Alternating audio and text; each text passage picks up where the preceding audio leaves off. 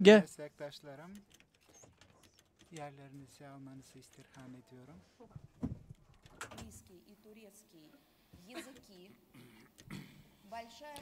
J'aimerais bien vous demander, Burada fotoğraf çeken fotoğraf.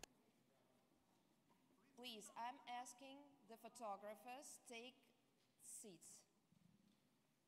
Dear colleagues photographers, please let our cameraman and let other journalists start the press conference. Respect your colleagues. Thank you so much. Mesdames, Messieurs, nous avons eu une rencontre avec le ministre turc des Affaires étrangères, Çavuşoğlu, et puis une discussion trilatérale avec la participation de Dmitry Kuleba, ministre ukrainien des Affaires étrangères, et cette discussion s'est tenue sur la proposition du président turc Erdogan après une discussion avec le président Poutine. Il avait proposé cette initiative récemment et nous avons été d'accord avec cette initiative turque. Nous sommes toujours pour que des contacts soient établis pour résoudre les problèmes qui sont à la base de la crise ukrainienne actuellement et pour trouver une solution de sortie.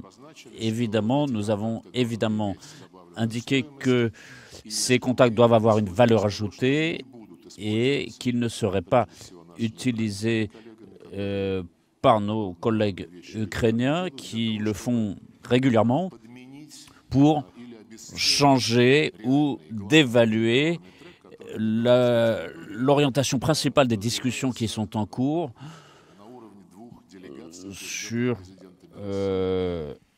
et ne casseront pas les discussions qui ont cours entre les deux délégations. La discussion d'aujourd'hui a confirmé que cette orientation était sans alternative et nous avons parlé aujourd'hui de l'initiative de nos amis turcs sur les questions humanitaires et nous avons expliqué les mesures qui peuvent être prises par nos militaires sur le terrain pour faciliter le sort de la population civile qui se trouve en grande partie otage puisqu'elle est occupée utilisée par les bataillons de volontaires et la défense dite territoriale comme bouclier humain. Ces faits sont parfaitement connus et plusieurs fois par jour, nos représentants, notamment du ministère de la Défense, indiquent justement à la presse que ces faits ont lieu. Nous avons confirmé que l'initiative russe de mise en place de corridors humanitaires quotidiens, cette proposition demeure d'actualité. Les heures d'ouverture sont établies en fonction de l'analyse de la situation et des nécessités de trouver des itinéraires plus sûrs pour l'évacuation des civils. Et bien sûr, nous avons rappelé à nos collègues que lors de la dernière étape de discussion en Biélorussie, il y avait eu déjà des projets de textes juridiques plus concrets qui avaient été proposés et la partie ukrainienne avait pris ces documents pour les travailler à Kiev et s'était engagé à donner des réponses concrètes prochainement parce que nous voulons avoir une discussion sur la plateforme biélorusse qui soit sérieuse, non pas avec des documents officiels, formels, mais simplement validés concrètement sur le papier pour un règlement global de la crise ukrainienne et dans le contexte de la sécurité, des garanties de sécurité pour la Fédération de Russie dans l'espace européen. Voici en bref de quoi nous avons parlé aujourd'hui et je suis prêt à répondre à vos questions. S'il vous plaît, la chaîne 1, la Russie. Первый canal, s'il vous plaît, si la chaîne est présente.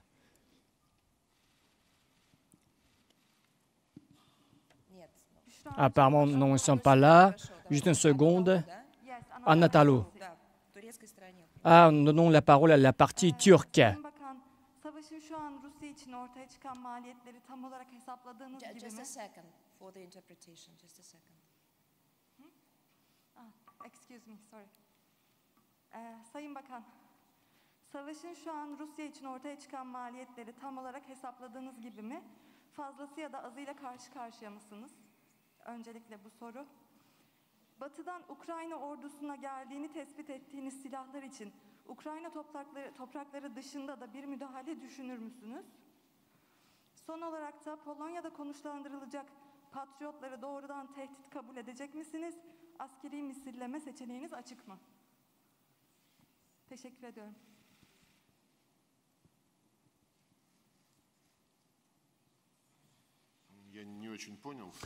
J'ai pas compris toute la traduction de la question, mais pour répondre à la question de savoir sur le déroulement de l'opération spéciale, d'abord ce sont nos représentants du ministère de la Défense et c'est le président qui donne des avis puisque c'est lui le commandant en chef. Pour l'instant, tout se déroule conformément au plan. En ce qui concerne les livraisons d'armes de l'étranger en Ukraine, nous voyons effectivement que nos collègues occidentaux agissent de façon dangereuse, en infraction à tous leurs principes et valeurs.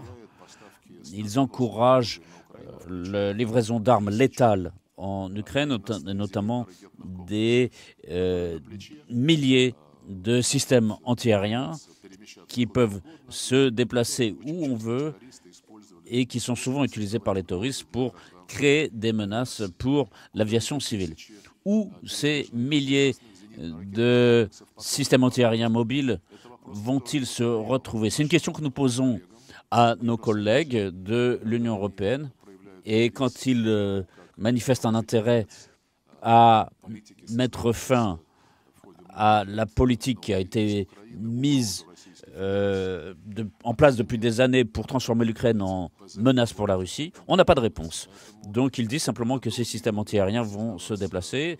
Cela fait des années que cette menace pour l'aviation civile, et pas seulement dans l'espace aérien ukrainien, mais aussi dans d'autres pays d'Europe. Sur votre question, est-ce que nous avons l'intention d'attaquer d'autres pays? Non, nous n'avons aucune intention. Nous n'avons pas attaqué l'Ukraine. Nous avons expliqué à plusieurs reprises la situation qui faisait qu'il y avait une menace directe pour la sécurité de la Fédération de Russie, contrairement à toutes les appels, les appels que nous avons faits pendant de nombreuses années n'ont pas été écoutés. Le président Poutine a expliqué clairement et les nouveaux faits qui sont découverts aujourd'hui sur les territoires libérés, et notamment dans les régions de Donetsk et Lugansk, montrent que ces attaques contre ces républiques étaient prévues et d'autres attaques étaient encore prévues pour les mois à venir. Et cela est tout à fait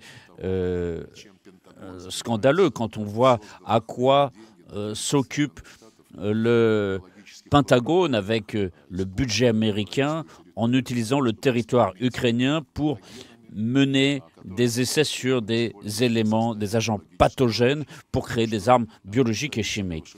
Et les représentants de Washington ont officiellement démenti les bruits selon lesquels ils mèneraient une activité interdite en Ukraine.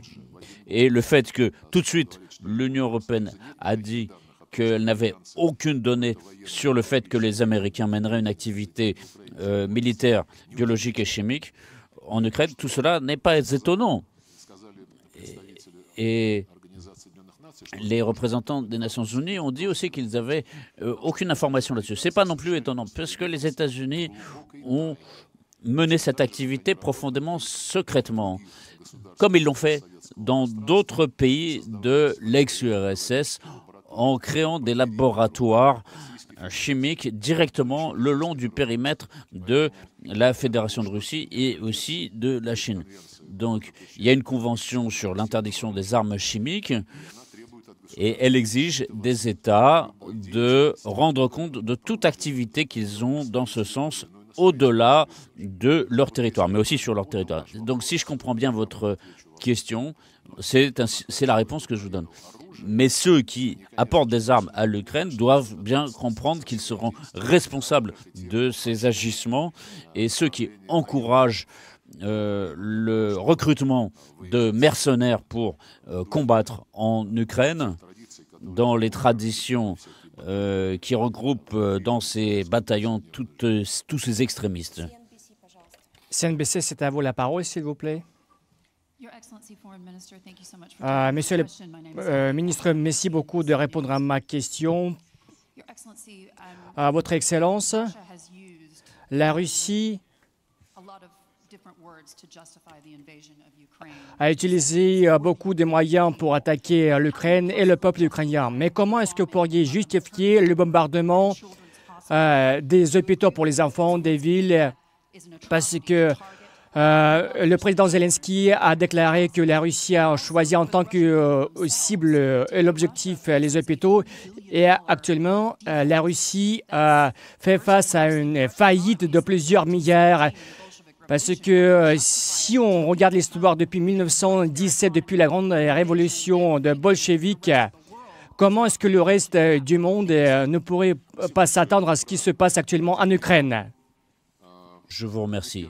En ce qui concerne la maternité, ce n'est pas la première fois que nous voyons des cris pathétiques à propos des atrocités causées par l'armée russe. Le 7 mars, il y a 3 jours, ou le 6 mars, je me trompe peut-être, mais en tout cas, lors du Conseil de sécurité de l'ONU, des faits ont été exposés par notre délégation sur le fait que cette maternité était occupée depuis longtemps par le bataillon Azov et d'autres extrémistes. Ils avaient chassé toutes les femmes sur le point d'accoucher, le personnel médical, et c'était une base d'extrémistes du bataillon Azov. Il y a 3 jours, ces faits ont été exposés au Conseil de sécurité de l'ONU. Donc, tirez les conclusions que vous voulez. Donc, comment l'opinion publique est-elle manipulée partout dans le monde? Moi, j'ai vu aujourd'hui un reportage de votre chaîne et d'autres médias. C'est très émouvant, évidemment, mais encore une fois, dans toute situation, il y a des éléments qui permettent d'avoir une appréciation objective de la façon dont les choses se déroulent. En ce qui concerne l'économie de la Fédération de Russie, vous savez, nous nous en occuperons nous-mêmes. Le président s'en occupe, le gouvernement aussi, mais nous sommes une nouvelle fois convaincus que vous avez dit que nous avons utilisé beaucoup de paroles pour justifier ce que nous faisons en Ukraine. Mais vous savez, nous avons attiré l'attention sur le fait que l'Ukraine était utilisée pendant de nombreuses années pour en faire une anti-Russie. Et dès les années 2000, les pays occidentaux ont obligé l'Ukraine à faire un choix. Est-ce que vous êtes pour la Russie ou est-ce que vous êtes avec nous? Vous êtes avec nous ou vous êtes contre nous? Qu'est-ce que c'est que ces chantage qui était fait à la société ukrainienne? D'autre part, nous observons d'autres manipulations. Par exemple, dès que les candidats pro-occidentaux étaient à la dernière place, par exemple en 2009, en infraction à la constitution ukrainienne, a forcé les pays occidentaux ont forcé l'Ukraine a organisé, la Cour constitutionnelle ukrainienne a organisé un 3e tour pour les élections. Et alors qu'à ce moment-là, il n'y avait aucune menace. Mais toujours, sur la base de l'Ukraine, ont été créés des méthodes, des instruments pro-occidentaux. Et finalement, quand l'OTAN a commencé aussi à exiger que l'Ukraine ait toute liberté de rejoindre le bloc et pour pouvoir y créer des bases navales et y installer des missiles qui sont une menace directe pour la Russie. Nous voyons aujourd'hui qu'il y avait en plus des laboratoires militaires chimiques qui travaillaient secrètement, c'est-à-dire que la société ukrainienne ne le savait pas, et tout en prétendant qu'il fallait renoncer au statut nucléaire. Et nous avons exposé à la conscience de nos partenaires occidentaux de réfléchir à la sécurité du continent européen. On nous a dit, oui, on peut parler de tout et n'importe quoi, mais ne rentrez pas sur la question de l'extension de l'OTAN. L'extension de l'OTAN ne menace pas la sécurité de votre pays. Mais en quoi la question de la sécurité, de la défense de notre sécurité peut ne pas être menacée par l'OTAN? On ne parle pas comme ça avec la Russie. Par conséquent, nous ne sommes pas intéressés à justifier ce que nous faisons en Ukraine. Nous avons présenté ce que nous allons faire de façon tout à fait concrète. Nous ne voulons pas de militarisation de l'Ukraine, dans l'OTAN ou hors de l'OTAN, parce que les systèmes d'armes américains peuvent être déployés dans ce pays. Nous ne voulons pas le maintien d'une tendance selon laquelle un gouvernement pro-néo-nazi s'installe dans ce pays avec des bataillons qui portent des insignes SS et qui défilent avec la garde d'honneur du président. Ils procèdent à des entraînements, à des activités terroristes, et nous voulons que l'Ukraine soit neutre. Le président Poutine l'a dit à de nombreuses reprises, en insistant sur la non-extension de l'OTAN. Ça ne veut pas dire que nous ne voulons pas de sécurité pour l'Ukraine, mais nous voulons que le gouvernement, la population ukrainienne, soit protégée dans un accord avec les autres pays européens et dans le respect de la sécurité de la Fédération de Russie. Et le président Zelensky, quand il commence à parler de cette optique d'entrer dans l'OTAN, il manifeste toujours un certain optimisme. Quant aux problèmes économiques, nous allons les régler. Toutes ces difficultés qui se posent, nous avons toujours pu les résoudre, mais cette fois-ci, je vous assure que nous sortirons de cette crise beaucoup plus fort, en meilleure santé psychologique et dans notre conscience. Nous n'aurons aucune illusion sur le fait que les pays occidentaux peuvent être un partenaire fiable. Quand l'Occident parle de ses valeurs, nous n'aurons aucun doute sur le fait qu'il trahira ses intérêts, ses propres valeurs. Avez-vous déjà vu que le droit de propriété ait pu être détruit aussi vite d'une pichenette? On voit ce pilier du droit international qui a été ignoré de la façon la plus grossière. Par conséquent, je vous assure que nous réglerons ces problèmes. Nous ferons tout ce qui est en notre pouvoir pour ne plus dépendre du tout de l'Occident en ce qui concerne l'avenir de notre peuple. S'il vous plaît, Pierre Canal, c'est à vous la parole. Pierre Canal, la chaîne 1, le dernier rang, s'il vous plaît. Passez le micro. Bonjour, monsieur le ministre. S'il vous plaît, parlez. Le micro, s'il vous plaît. Konstantin Paniushkin et Pierre Canal. J'aimerais citer l'une des dernières déclarations de Kiev qui a été faite récemment. La veille, l'adjoint ou l'administration présidentielle ukrainienne a dit qu'il s'était prêt à négocier, sauf que les seules négociations sérieuses qui peuvent être organisées avec les Russes, c'est au niveau présidentiel. Est-ce que vous pensez qu'actuellement ou immédiatement, ça vaut le coup d'organiser les négociations au niveau du président? Je pense que tout le monde sait bien que le président Poutine n'a jamais refusé aucun contact. Nous voulons simplement que ces contacts soient organisés, non pas pour eux-mêmes, mais pour fixer, entériner des accords conclus. Nous avons d'ailleurs abordé cette question aujourd'hui avec M. Kouleba.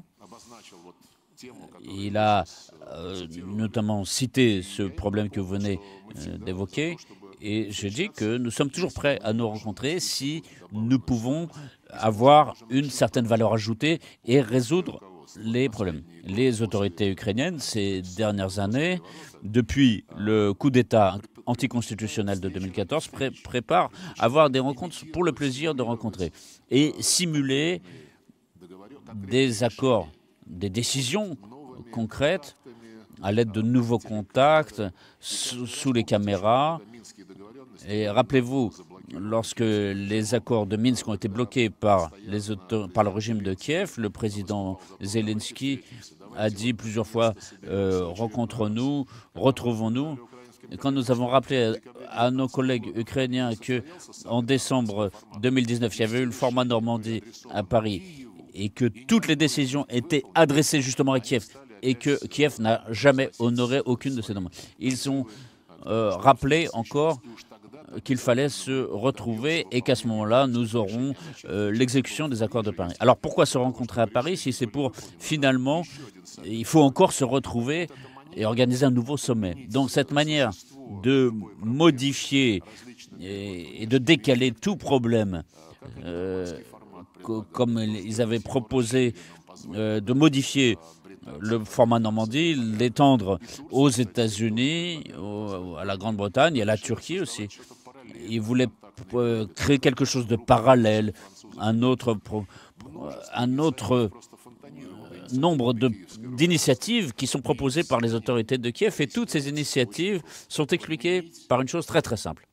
C'est modifier, décaler sa propre efficacité, sa propre action sur l'efficacité de ces accords.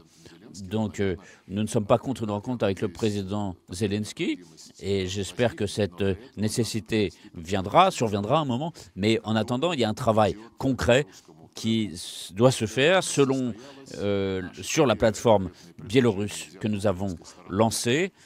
Et la partie ukrainienne nous a proposé de donner des réponses concrètes. Nous les attendons. Nous avons encore des représentants des médias ukrainiens et la télévision publique ukrainienne. C'est à vous la parole, s'il vous plaît. Monsieur Lavrov, chaque fois que la Russie vient avec la paix, avec les dénazifications, nous voyons des otages, aussi en Crimée contre les Tartares qui avaient lieu, mais sur les territoires occupés à côté de la mer d'Azov et du sud, il y a des femmes qui ont été kidnappées. En particulier, c'est Leila Ibrahimova, parce que vous êtes déjà monté au niveau supérieur, parce que jamais, depuis 8 ans, vous jamais kidnappé les femmes. Il faut que nos collègues turcs et les autres sachent ce que vous faites avec les Tartares de Crimée, parce que c'est mon ethnie, c'est ma nation, mais les Topoles où j'ai passé mon enfance. Vous avez dit que ce sont des faits, et je pense qu'en grande partie, c'est un autre mot qui commence par F, des fakes, et je pense que les médias, Internet dans l'ensemble, je ne connaissais pas cette histoire de cette dame qui aurait été membre cette représentante qui aurait été enlevée, mais les manières dont est fier Kiev, le député Shevchenko, par exemple, aurait disparu hier. Je ne sais pas, je n'ai pas de nouvelles. Il y avait un membre, M. Kiliev, qui participait pour la partie ukrainienne aux premières négociations, a été abattu par les services de sécurité qui l'auraient exécuté. Et puis après, on aurait dit simplement que c'était une lutte interne. Donc si on cherche à s'intéresser à ce genre d'histoire individuelle, on peut apprendre beaucoup de choses intéressantes et scandaleuses. Mais je considère que prendre un épisode qui, le plus souvent, est extrapolé et exciter l'opinion publique dans ce sens, notamment ici, en Turquie, simplement pour mener une politique anti-russe, encore une fois, c'est un décalage du dialogue sérieux que nous devons avoir. Et ce sont ces effets concrètement sur le fait que vous avez évoqué, je ne suis pas au courant. vous pouvez citer des noms, des prénoms, tout le monde. J'ai dit que je me renseignerai, mais en tout cas, pour l'instant, j'en ai pas entendu. Mais j'ai entendu parler de M. Shevchenko, qui a disparu, non pas à Zaporozhye, mais à Kiev. У нас здесь не интервью, пресс-конференция. Если вы позволите, если мы дадим возможность задать вопрос вашим коллегам. Пожалуйста, Excusez-moi, je vous demande de donner la parole à nos collègues. Je pense que vous avez été filmé, donc vous inquiétez pas. On va bien vous présenter dans votre pays. Ne vous inquiétez pas. Alors, nos collègues italiens, l'agence AGI. Микрофон можно? Prenez le micro, s'il vous plaît.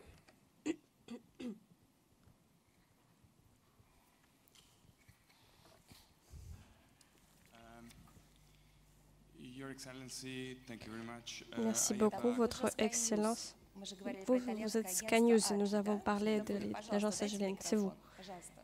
Спасибо. Вот, Мария, здесь демократия. Ну да, они сейчас Regardez, c'est la démocratie ici. Vous vous arrachez le micro Oui, les uns ils les vont autres. se mettre d'accord. Sorry. There are some voices about the use of biological weapons. Certains parlent de l'utilisation des armes biologiques. What can you say about that? Thank you. Je viens de le dire. J'ai dit que nous sommes très préoccupés par les informations qui ont été révélées sur le fait que les États-Unis avaient installé plusieurs dizaines de laboratoires chimiques sur le territoire de l'Ukraine dans le cadre de leur programme de création de sites chimiques partout dans le monde, en infraction à la Convention sur l'interdiction des armes chimiques, et nous avons envoyé une demande officielle pour demander des explications, et nous allons exiger des réponses sur le fait qu'ils auraient utilisé ces armes. Déjà, je n'ai aucune information, mais en tout cas, ces histoires d'expérimentation sur la population civile et d'ailleurs orientée ethniquement, là, il n'y a quasiment plus d'hésitation. Известия, à vous la parole. Микрофон, пожалуйста, известие. Prenez le micro, s'il vous plaît.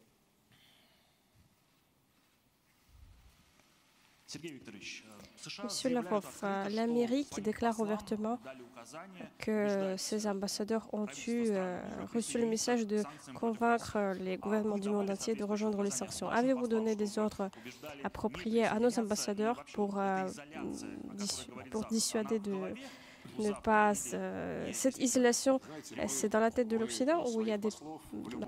Vous savez, à tous nos ambassadeurs, nous donnons une orientation sur notre population, sur notre politique, sur notre point de vue sur telle ou telle question. C'est le ministère des Affaires étrangères qui le fait, et nos ambassadeurs font suivre cette information auprès des autorités du pays dans lequel ils résident pour que ces autorités aient une image correcte de la situation. Courir partout dans le monde pour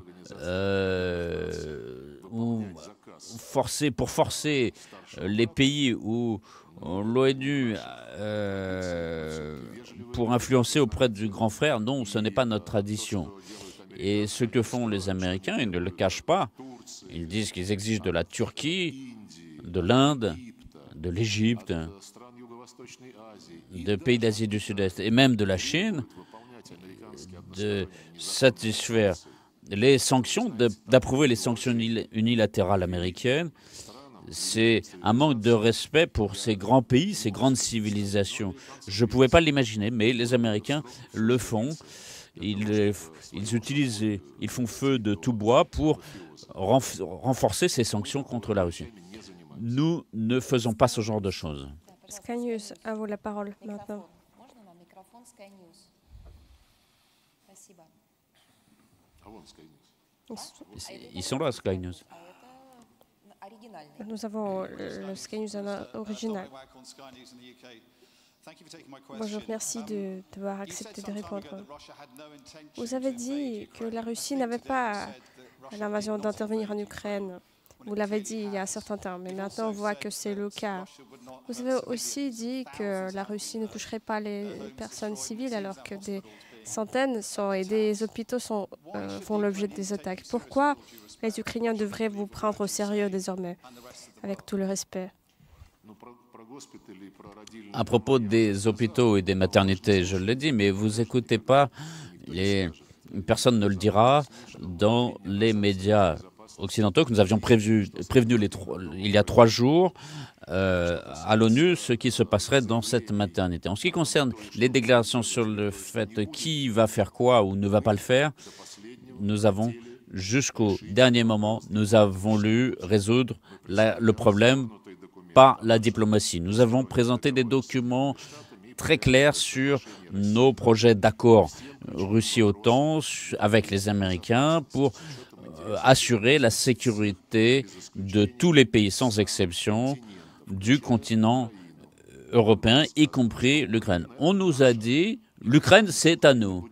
Et nous déciderons nous-mêmes avec l'Ukraine de son sort. Et beaucoup de choses ont été refusées dans ce que nous avons proposé, et notamment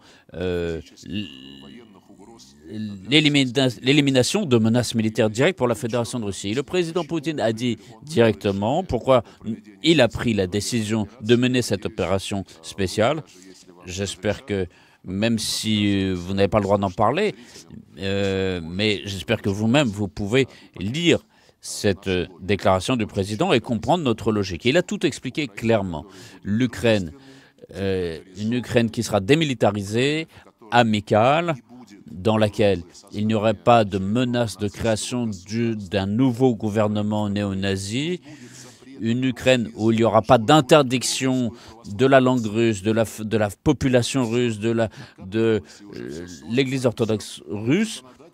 Quand tout cela sera inscrit dans la législation, et sans ces imprécations des 8 ans qui ont refusé d'écouter nos demandes, voilà, nous sommes pour une Ukraine de ce type. Mais au lieu de cela, nous avons entendu des imprécations, des critiques. Et quand il y a eu la loi sur la langue nationale qui a été adoptée en Ukraine, où seule la langue ukrainienne était bonne pour l'emploi et que toutes les autres langues étaient brimées, notamment dans l'enseignement, dans les maternelles, dans les écoles primaires.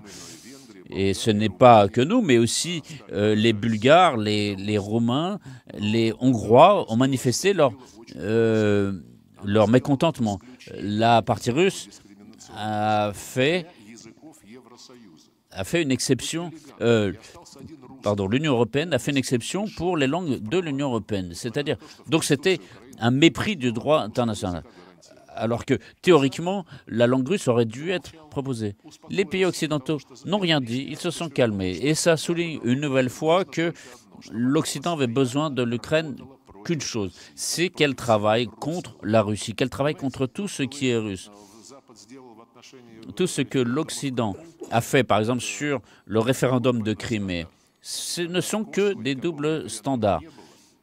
Au Kosovo, il n'y avait pas eu de référendum, mais l'OTAN a créé une situation par ces bombardements pour créer une nouvelle situation.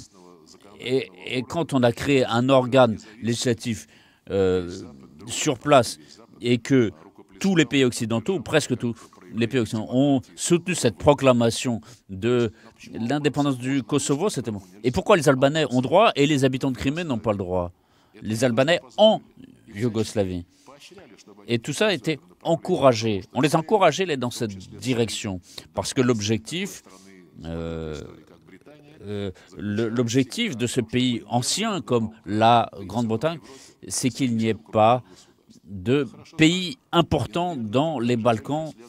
Et cet objectif était suivi aussi à l'égard de la Fédération de Russie. Mais encore une fois, je le répète, nous avons compris qu'il ne s'agit absolument pas de l'Ukraine ici, mais il s'agit d'une agression contre tout ce qui est russe. Les intérêts, la religion, la culture, la langue, la sécurité, etc., etc. Et aujourd'hui, maintenant, la réaction occidentale sur nos actions est complètement hystérique, je dirais ça ainsi. Elle montre que c'est un combat pour la vie. La Russie doit être sur la carte politique du monde dans le respect de ses intérêts. CCTV, la chaîne chinoise. Allez-y. Merci, Monsieur le ministre. Le ministre ukrainien des Affaires étrangères a dit qu'il n'y avait pas eu de progrès sur le cessez-le-feu. Ma question est suivante. Y a-t-il un résultat positif de cette réunion et quel est votre projet pour améliorer les situations de crise maintenant? J'ai déjà dit au début que nous sommes venus ici, non pas pour changer l'orientation de négociations qui avait été mise en place par les présidents russes et ukrainiens et qui se poursuivent sur le territoire biélorusse. C'est là que se discutent toutes les questions importantes. Nous avons parfaitement exposé en détail ce qu'il faut pour terminer, achever cette crise, pour assurer la stabilité, la sécurité de l'Ukraine et sa dénazification et sa démilitarisation. Il y a un dialogue concret qui se poursuit. Nous avons dit dès le début de la rencontre d'aujourd'hui que nous n'allons pas créer une orientation parallèle, contrairement à ce que voudraient peut-être les Ukrainiens. Ils préfèrent toujours changer, modifier le travail sur les accords qui est fait en créant de nouveaux formats de discussion qui doivent évidemment être les plus importants dans les médias, dans les nouvelles, et qui ne sont qu'une simulation de véritable travail. En ce qui concerne notre discussion d'aujourd'hui, je ne suis pas étonné que M. Kouleba ait dit que nous n'avons pas obtenu de cessez-le-feu. Ce n'était pas l'objectif de la discussion d'aujourd'hui. Toutes les propositions que nous avons faites et les faits consécutifs sont parfaitement connus de la partie ukrainienne. Et si l'objectif de la rencontre est de poser ces questions, concluons un cessez-le-feu, organisons des corridors humanitaires, non pas comme le propose la Russie, mais comme le propose l'Ukraine. Et si tout cela se fait uniquement pour dire aux journalistes, vous voyez, tous nos efforts ont échoué, je pense que ça fait partie de cette logique de la diplomatie, de la politique ukrainienne. Donc ce sont des effets de façade, mais pour le public, mais qui modifient le véritable travail qui est mené. Vous, au premier rang, s'il vous plaît. Merci. A-News. Ma première question, c'est sur l'interdiction d'importer le pétrole et le gaz par les États-Unis. Et qu'en est-il de la politique pétrolière en Europe? Et la deuxième question concerne les sanctions. Comment la Russie réagit à ces sanctions des pays différents? Je crois avoir déjà abordé cette question. Comment nous allons... votre collègue avait posé une question. J'ai répondu que nous résoudrons cette question et ensuite nous ne serons plus dépendants en aucune façon de partenaires occidentaux, que ce soit des gouvernements ou des entreprises qui ne cherchent pas leur intérêt, mais qui pratiquent l'agression politique contre la Russie. Nous ferons ainsi que nous n'aurons plus l'occasion de nous retrouver dans de telles situations. Et n'importe quel oncle, que ce soit l'oncle Sam ou un autre, ne pourra plus prendre des décisions visant à détruire notre économie. Nous trouverons le moyen de ne plus dépendre de cela. En ce qui concerne, il y avait une autre question? Les sanctions. Oui, je parle des sanctions. Le gaz et le pétrole. Oui, à propos du gaz et du pétrole, encore une fois, nous laissons cela à l'examen et à la conscience de nos collègues occidentaux. Nous n'avons jamais utilisé le gaz et le pétrole comme armes. On nous accuse sans arrêt de cela. En 2010, si je me souviens bien, la première crise, il y avait les autorités ukrainiennes qui ont commencé tout simplement à voler le gaz qui était destiné à l'Europe occidentale. Ils ont refusé de parler. nous avons assuré, conformément à nos obligations, le volume et les prix, et eux, ils volaient. Est-ce que l'Europe a cherché à apaiser cette situation? Non, ils ont dit que la Russie utilisait ce gaz comme arme, alors qu'elle savait très très bien ce qui se passait. Encore une fois, je vous dis, tout ce qui se produit autour de l'Ukraine ne peut être évalué que d'après un critère. C'est comment utiliser la situation pour porter atteinte à la Russie. Et ça, c'était déjà avant que ce soit déclaré officiellement. L'Europe, regardez, c'est intéressant, qui est tout à fait typique des valeurs européennes. L'Europe nous insulte, nous impose des sanctions, invite les entreprises à quitter le marché russe. Et après, ils disent, mais le gaz et le pétrole russe, on va quand même l'acheter, sinon on va avoir froid. Eh bien d'accord, si vous l'achetez, notre vice-premier ministre, Alexandre Novak, qui s'occupe des questions énergétiques, il a expliqué de façon tout à fait détaillée que nous n'allons chercher à convaincre personne à acheter notre gaz. Si vous voulez acheter autre chose, faites-le. Nous avons des débouchés. Nous les aurons, nous les avons déjà. Le correspondant américain. Le micro, s'il vous plaît. Une seconde, Mike. Merci. Wall Street Journal. Ma question, la Russie a-t-elle des feux rouges concernant l'aide militaire? Où pourriez-vous faire cette ligne rouge? Je n'ai pas bien compris. Avant d'entreprendre une action militaire, par qui? Contre les pays, par les pays qui envoient l'aide militaire. Avez-vous un feu rouge? Par exemple, certains pays envoient l'aide militaire à l'Ukraine. Avez-vous un feu rouge dans ce cadre concernant l'aide militaire avant de prendre des actions? J'ai déjà parlé de la question de savoir si nous allons réagir à ce que font les pays occidentaux vis-à-vis de l'Ukraine. Nous considérons que ces pays créent une menace considérable, notamment pour eux, quand ils fournissent des armements dangereux, notamment des systèmes anti-aériens mobiles, et ils sont tout à fait prêts à les distribuer comme ça. Comme les autorités ukrainiennes ont distribué des armes automatiques à la population sans aucun contrôle.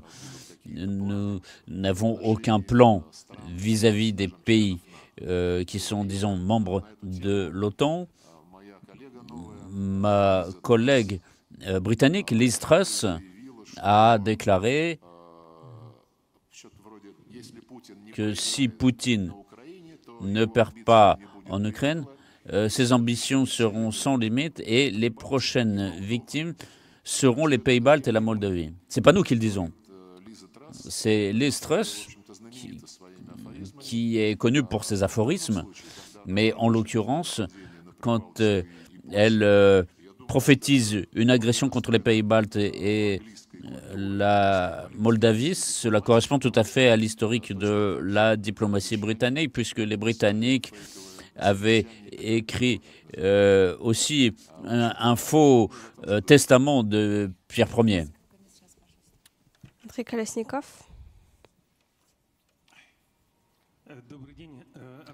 Bonjour, commerçant. Monsieur Lavrov, aujourd'hui, il devient possible ce qu'on ne pouvait pas s'imaginer encore hier. Croyez-vous qu'une guerre nucléaire puisse être commencée? Je ne veux pas y croire, je n'y crois pas. J'attire votre attention sur le fait que le thème nucléaire, dans le contexte des événements qui se produisent en Ukraine ces dernières années et qui se sont aggravés ces derniers mois et ces dernières semaines, ce thème du nucléaire a été soulevé exclusivement par les pays occidentaux, en particulier ceux de l'OTAN. Je vous rappelle que Liz Truss, on parle beaucoup d'elle aujourd'hui, avait déclaré qu'elle n'excluait pas un conflit entre l'OTAN et la Russie.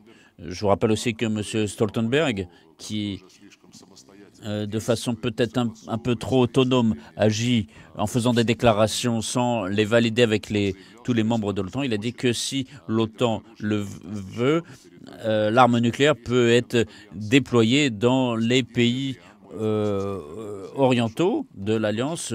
Jean-Yves Le Drian a dit aussi que Poutine devait se souvenir que la France aussi a l'arme nucléaire. Et le ministre français de l'économie, Bruno Le Maire, avait dit que les pays occidentaux déclarent une guerre totale, une guerre économique totale contre la Russie.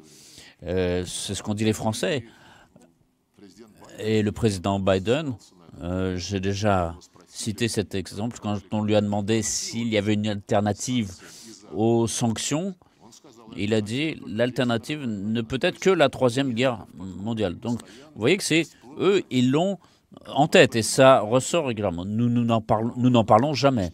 Mais bien sûr, cela est effrayant parce que ce sont des lapsus révélateurs. Deux questions finales. Khabar.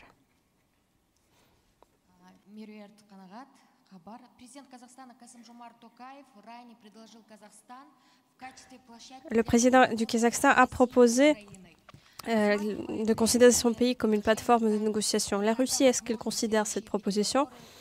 Et quand est-ce qu'on pourrait avoir lieu des négociations entre les parties en conflit? Comme je l'ai déjà dit au début de notre conférence de presse, la Russie est reconnaissante envers tous ceux qui, pour de bons motifs, proposent leurs services pour contribuer au règlement de la crise grave intra-ukrainienne et tous ceux qui sont prêts à contribuer à trouver une solution, puisque c'est la préoccupation de tous les pays et dans un respect des intérêts. L'essentiel, c'est que ces propositions qui, comme je l'ai dit, comme l'ont dit, émanent des meilleures intentions, autant nos amis turcs que nos amis kazakhs. Je pense qu'il faut voir aussi ce que font les Ukrainiens quand ils ne respectent pas leurs obligations et changent l'ordre du jour des... Ils avaient proposé aussi de déplacer au Kazakhstan la plateforme de discussion contre les accords de Minsk. Et puis ils avaient proposé la plateforme turque aussi. Et je pense que ici se cache leur souhait de ne pas remplir leurs obligations à laquelle ils ont souscrit et faire une politique des faits. Mais encore une fois, comme l'a dit le président Poutine, nous l'avons rappelé, il faut apporter une valeur ajoutée à ces discussions. Nous sommes prêts à discuter dans des formats qui ne seront pas simplement des discussions. La question finale.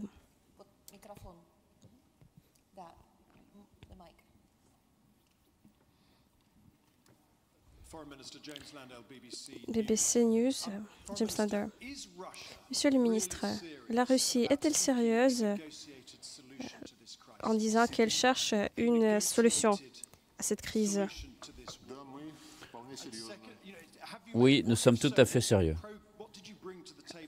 Qu'avez-vous apporté à la table aujourd'hui? Quel progrès avez-vous eu? Comment pouvez-vous parler d'une diplomatie et d'un cessez-le-feu et des négociations quand une maternité a été frappée et autant de civils ont été tués? Oui, vous voyez, pour la troisième fois, on m'interroge sur la maternité et la troisième fois, on ne veut pas écouter la réponse. Vous n'écoutez pas. Je ne sais pas si vous comprenez le russe. Enfin, j'ai dit, c'est la troisième fois qu'on nous interroge sur la maternité. Je dis que c'est la troisième fois qu'on n'écoute pas la réponse que je donne. Ce que votre coopération et d'autres médias occidentaux en font aujourd'hui les gros titres. Nous en avons parlé le 7 mars au Conseil de sécurité de l'ONU. Ça fait longtemps qu'il n'y a plus d'enfants, plus de femmes enceintes et plus de personnel soignant sur place, mais des militaires du bataillon Azov et des extrémistes qui sont installés dessus. Comme ils le font dans toute l'Ukraine, transformant les gens en boucliers humains, en transformant les quartiers résidentiels aussi en boucliers humains et en disposant des armes lourdes pour bombarder les rebelles de Donetsk et Lugansk et bombarder l'armée russe. Tout cela est fait tout à fait, nos propositions, elles sont tout à fait sérieuses. Dès le 15 décembre dernier, nous avons proposé de mettre en place un système de sécurité.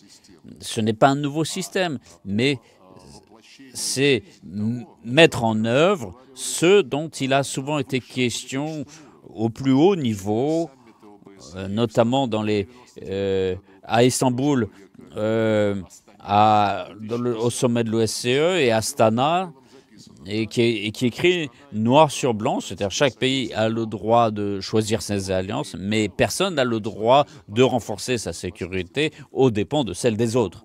Cette formule était validée.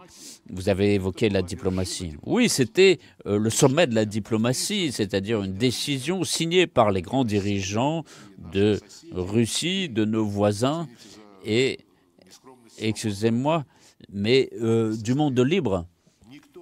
Personne ne renforcerait sa sécurité aux dépens de celle des autres et aucune organisation ou pays ou groupe de pays, aucune organisation sur l'espace européen n'a le droit à avoir la domination sur le territoire. Comme le fait aujourd'hui l'OTAN en infraction à tous ses engagements et aux engagements des États membres. Et quand nos propositions de conclure un accord entre la Russie et l'OTAN dans lequel serait fixé le principe qui n'est pas tiré simplement comme ça, mais qui a été validé au plus haut niveau, c'est-à-dire qu'il soit codifié avec un caractère juridiquement contraignant, au lieu de répondre au niveau des chefs d'État, nous avons reçu un certificat de M. Stoltenberg et un autre de M. Borrell où, sur une demi-page, il était dit qu'ils étaient prêts à discuter et c'est tout. Mais le fait que les obligations devaient être mises en œuvre, mais non pas l'OTAN et l'Union européenne, mais chacun de ces pays, c'est-à-dire la Grande-Bretagne et d'autres pays, et les dirigeants déléguaient leur pouvoir au secrétaire général de l'OTAN, toutes leurs compétences, et ils lui conféraient leurs responsabilités pour l'exécution ou la non-exécution de telle ou telle promesse qui avait été entérinée dans les sommets de l'OSCE. Voilà ce qu'est devenu la diplomatie des représentants, de vos représentants, des représentants occidentaux. Aujourd'hui, nous voulons une véritable diplomatie qui puisse résoudre toutes les questions. Mais cette fois-ci, nous avons clairement expliqué que la démilitarisation de l'Ukraine était nécessaire et qu'elle devait s'accompagner d'une dénazification et qu'il ne fallait pas perdre de temps parce que la menace qui prenait jour sur ce territoire était directement dirigée contre la Russie. C'était une menace linguistique, culturelle, civilisationnelle, militaire, et cette menace est tout à fait claire. Et par conséquent, oui, effectivement, si nous avons affaire à des gens honnêtes, si nous discutons franchement, je pense que si ça avait été le cas, tout serait déjà résolu depuis longtemps et l'accord sur la sécurité aurait été signé. Mais nous ne voyons pas de partenaire qui soit prêt à avoir affaire avec nous. Pourtant, il y a eu des tentatives qui se sont manifestées. J'espère qu'il y a on voit qu'il y a des dirigeants européens qui se sont un peu activés là pour trouver une solution en Ukraine. Ils se rendent compte qu'il y a un problème existentiel, il y a une menace existentielle pour la sécurité européenne et qui correspond à leur réticence à remplir leurs obligations. Nous ne voulions pas de guerre, nous n'en voulons pas maintenant. Et compte tenu des intérêts des deux républiques qui, en 2014, ont refusé d'accepter le coup d'État sanglant de 2014